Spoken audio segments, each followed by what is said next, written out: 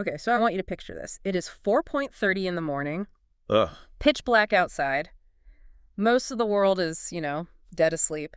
But you are waking up, that alarm is blaring, you're 47 years old. Right. You get up, get in the car, and you drive to a warehouse to start a shift that runs from 5:30 a.m. to 1:30 p.m. Lifting boxes, scanning barcodes, you're on your feet that entire time. I mean, that is just a grueling physical schedule for anyone. Yeah, let alone doing it day in and day out at 47. And we aren't even done yet, because 3 nights a week, you have a second job. Oh. You're working a part-time gig until 8:30 at night. You are absolutely grinding. But, and this is the twist that makes this specific deep dive so fascinating, you aren't just a manual laborer. You have this rich, complex, creative history. You've been in a rap group. You've released an album. You manage podcasts. You've run e-commerce stores. So there's this massive disconnect. You have someone with high-level creative and digital skills, but his primary income and his daily reality is manual labor. And the clock is ticking. Exactly. You feel stuck. And the mission for this deep dive is incredibly specific. You want to know, how do I take this eclectic mix of warehouse grit and creative tech skills and pivot? Right. Pivot into a high-paying role in data analysis, supply chain, or tech. And the kicker, you need to do it without going back to college for a 4-year degree. Which is the smart constraint. Yeah. Because at 47, working 2 jobs, I mean, the opportunity cost of stopping everything to get a degree is too high. You need a surgical strike. Now, not in 4 years. So we have a really fascinating stack of sources to answer this. We've got insider Reddit threads about Amazon salary bands, a breakdown of specific supply chain certifications. The CSCP versus the CPM, yeah? And a 12-week career roadmap that's tailored specifically to your 5:30 a.m. schedule. And I think the headline from all these sources is pretty surprising. Most people, maybe even you, would look at your resume, rap music, podcasting, warehouse work, and just call it unfocused. A mess, maybe? They might say it's a mess. But when you look at what the modern job market actually wants, that isn't a mess. That is a hybrid superpower. A superpower. That's a bold claim for a resume that looks like it's all over the place. It is a superpower. We're going to get into the data, but the ability to understand the physical reality of a warehouse and tell a story with data, that is incredibly rare. Most data analysts have never stepped foot on a loading dock. You have. Okay, so let's start there with the landscape. If you don't have a degree, but you want that high-paying tech life, where do you actually fit? We pulled a source, 19 high-paying tech jobs you can get without a degree. What stood out to you? The sweet spot for you is clearly at the intersection of your experience. So on one side, you have supply chain analysis that leverages the warehouse work directly. Right. On the other, data analysis, which uses your e-commerce background. And if you want to go full tech, there's cybersecurity. Let's talk numbers, because high-paying can mean anything. What are we realistically looking at here? For a data analyst, the national average starts around $60,000, maybe $70,000. That might not sound like $1 million, but once you have a year or two of experience, that scales rapidly to $100,000. Okay. For supply chain analysts, the ceiling's even higher, up to $120,000, because it's so tied to company profit. And cybersecurity, that can average over $102,000 right out of the gate in a lot of markets. That's life-changing money compared to an hourly warehouse wage, and more importantly, it's scalable. But there was a specific source in our stack that I found fascinating. It was a Reddit thread diving deep into Amazon salaries, specifically that L6 level. Yes, this is the insider stuff you don't see on the job boards. This is real employees talking. And it highlighted a massive trap that I think you really need to avoid. The trap is staying on the floor. Right. So at a company like Amazon, you can work your way up. You can get promoted to operations manager. That's an L6 role. The money is good. You're looking at, what, $130,000 to $160,000 in total comp. Which sounds amazing on paper. It sounds amazing until you read the comments from the people actually doing the job. They describe it as living at work. Oh, no. One commenter said they work 7 days a week during peak season. They're burned out, their knees are shot, and they have zero work-life balance. So you'd be making more money, but you'd essentially be accelerating the physical breakdown of your body. And at 47, do you really want to sign up for more physical stress? Exactly. But here is the pivot. The source compares that L6 ops role to the corporate or program manager roles at the same level. Okay. These are the people sitting in the offices or working remotely analyzing the data. The people telling the operations managers what to move. Precisely. And their compensation is significantly higher, often pushing $200,000, maybe even $300,000 for tech-focused roles because the stock grants are higher. And the key distinction. They get their weekends back. They work normal hours. So the strategy for you isn't work harder to become the warehouse boss. It's use the warehouse knowledge to jump the fence to the corporate analyst side. You want to be the architect, not the builder. You want to be the one designing the flow, not the one fighting the current. Now, this brings us to what I call the double threat. It's easy to look at the rap career and the podcast management and think, well, that was fun, but it's just a hobby. It doesn't help me with SQL or Excel. But our sources disagree. Strongly. Strongly disagree. We looked at a transcript from the Better Tech podcast, and the guest, Josh Broning, made a point that really stuck with me. He said, people don't read anymore. Which is a little ironic given we were analyzing written sources, but go on. He means that in a corporate environment, executives are just drowning in information. If you dump a 40-page spreadsheet on a manager's desk, it is useless. Right. They won't read it. They want the headline. They want the story. And you have spent years writing lyrics. Think about what a rapper does. They take a complex reality or a complex emotion or a complicated story, and they condense it into a few bars that hit you hard. Rhythm, flow, punchline. Okay. That is essentially data visualization. Wait, unpack that connection for me. Rap is data visualization. Absolutely. You are taking a million rows of data, which is just noise, and you're condensing it into one chart that says we are losing money here. Yeah. You are finding the signal in the noise. That is storytelling. I see. So it's about pattern recognition and then communication. It's the art of conversation. Yeah. The Better Tech source argues that while technical skills like Python or SQL are great, the real differentiator is empathy and storytelling.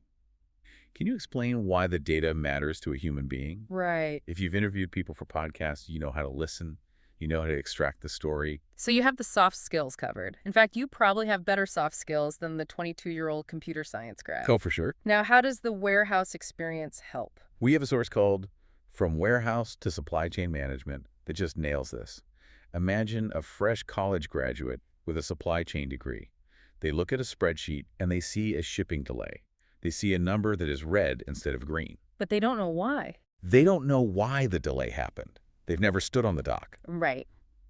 But you know. You know that the delay happened because the forklift aisle in Zone B is too narrow, so two drivers can't pass each other. Or, the scanner guns always die at 2:00 p.m. because the charging contacts are dirty. You understand the physical pain points that the data represents. That context is invaluable. You can't teach that in a classroom. You really can't. So when you walk into an interview for an analyst role, you can say, I don't just know the numbers. I've lived the problems you're trying to solve. I know why the numbers look like that. That is a massive competitive advantage. Okay, so the motivation is there. The background is a superpower. Now we need the tactics. The how. We have a 12-week accelerated data analytics career roadmap in the stack, and we've customized it for your specific 5:30 a.m. to 1:3 p.m. schedule. This is where the rubber meets the road. It is. And this roadmap is designed for someone who is tired. We have to be realistic here. You get off work at 1:30 p.m., you have another job later. We can't expect you to sit down and study for 4 hours straight. You'll burn out. So how do we break it down? It's about dead time and micro-learning. So weeks 1 and 2 are the foundation. The focus is Excel and the data mindset. And the source suggests using the commute for that. Yes. At 4:30 a.m., you are in the car or on the bus. That is 30 minutes, maybe an hour of prime brain time. You shouldn't be listening to music or talk radio. You need to be immersing yourself in the vocabulary. So what should be in the headphones? Podcasts like Data Skeptic or Learning Data Science on the Go.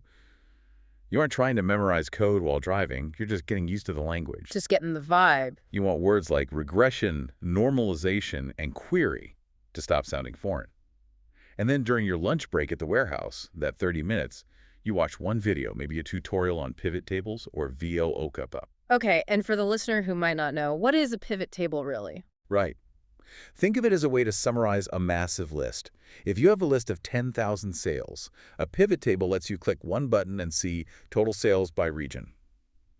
It's the first step in data magic. It turns a list into an answer. Exactly. Okay, so weeks 1 and 2 are Excel and audio immersion. What about weeks 3 and 4? Now we ramp up. We get into SQL. Structured query language. This is the database language. This is what the pros use. Right. Excel crashes if you put a million rows in it. SQL handles millions of rows easily. Now, this is harder to learn audio only, so the plan suggests using the weekends. You need to carve out maybe 1 2-hour block on Saturday and Sunday. Just 2 hours. 2 focused hours is better than 4 distracted ones. Yeah. You need to get your hands on the keyboard, writing queries. The source recommends platforms like Mode Analytics or Kaggle, which let you practice in the browser.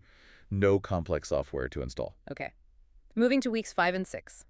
Visualization. This is where your creative side gets to play. We're talking Power BI or Tableau.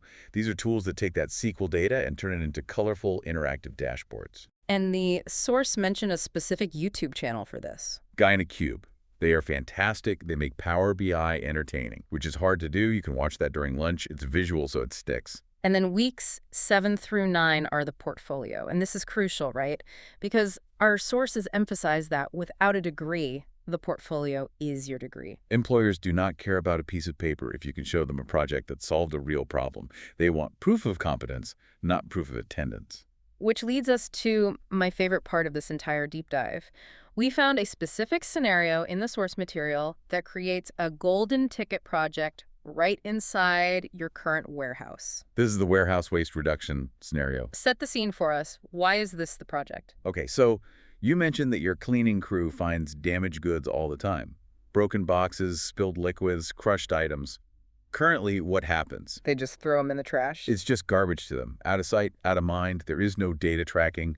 No one knows how much money is being thrown away. Is it $100 a week? $1,000?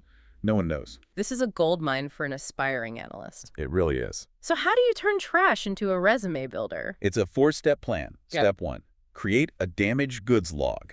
Doesn't have to be high-tech, a simple spreadsheet.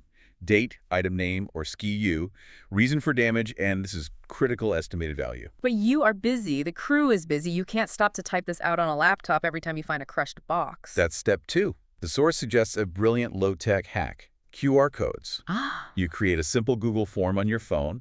You turn the link to that form into a QR code. You print it out and tape it to the wall near the trash compactor. That is so smart. So when a worker tosses a broken item, they just spam the wall with their phone. Scan, tap, drop by forklift, tap submit. Done in 10 seconds. It removes all the friction. So now you are collecting data. You're building a data set that didn't exist before. Step 3. Analysis. After a month, you download that data into Excel or Power BI. You look for patterns. Maybe you find that 40% of the damage is happening in freezer B during the night shift. Why? Is the lighting bad? Is there a pothole in the floor?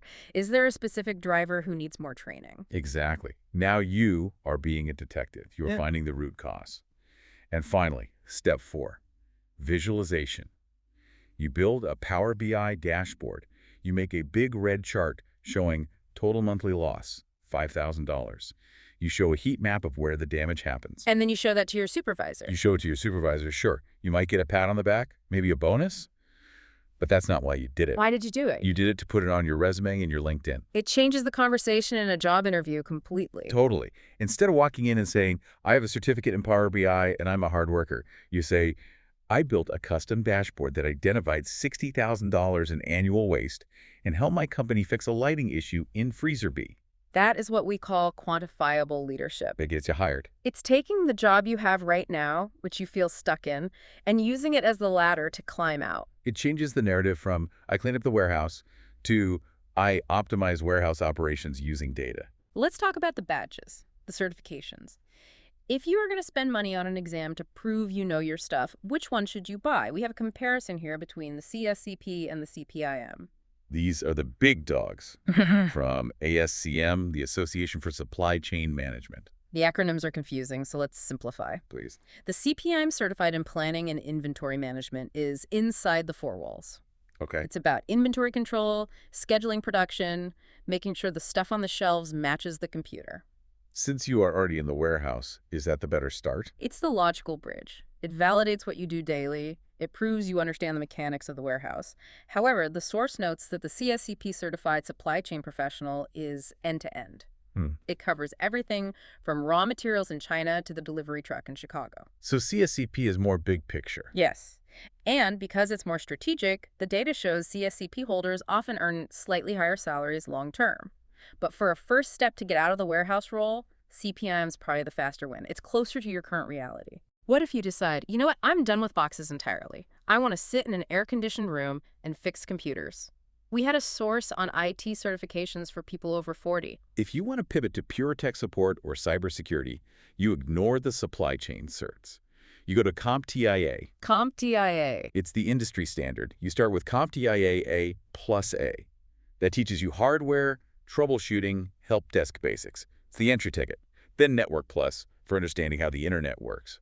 And if you want that 100K cybersecurity salary, you aim for Security Plus A. And we have a specific resource recommendation for this. Professor Messer. It's a free online resource, video training for all these exams, highly recommended in the industry.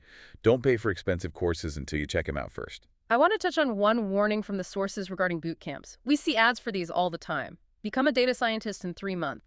Job guaranteed or your money back. Yeah, you got to be very, very careful here. The source analyzed the fine print of these job guarantees. What's the catch? The catch is usually in the activity requirements. To keep the guarantee, you often have to apply to, say, 30 jobs a week, document every networking interaction, and live in a specific metro area. If you miss 1 week of applications, maybe because you're working your second job, the refund is void. And for a guy working 2 jobs and waking up at 4:30 a.m., hitting those administrative metrics might be impossible. Exactly. You could spend $10,000 on a boot camp and lose the guarantee because you were too busy working to apply to 30 jobs that week. Honestly, with the self-study roadmap we discussed, the Google Data Analytics cert on Coursera, plus that waste reduction portfolio project, you can get there for a fraction of the cost. So let's zoom out and look at the whole picture. We've got a 47-year-old with this unique mix of warehouse grit and creative storytelling. We've got a plan to learn Excel and SQL during his commute, and we've got a golden ticket project to track waste using QR codes. It's a powerful combination. You aren't starting from zero. You are stacking data skills on top of domain knowledge. Employers are desperate for people who understand the business and the data. Right. Usually they only get one or the other. They get the kid who knows the math but doesn't understand the warehouse, or the warehouse vet who doesn't know the math. You are both. I want to leave you with a final thought from one of our sources. It was originally about podcasting, but I think it applies here perfectly. Okay. The quote was, "To write is human, to edit is divine." That's a profound way to look at it. Think about it. You've been editing music and audio for years, taking raw noise, a bunch of instruments, a bunch of vocals, and turning it into a clear song. Data analytics is exactly the same thing. You're taking raw noise, a messy spreadsheet of broken items, and editing it to find the signal. We are losing money in Freezer B. That's the song. You're already a storyteller. You're just changing the medium. You're moving from audio waves to data rows. But the skill set, it's the same muscle. You've been training for this your whole life. You just didn't know it was called data analytics. So tomorrow morning, when that alarm goes off at 4:30 a.m., you've got the time. You just have to put on the headphones. Thanks for diving in with us. Good luck. You got this.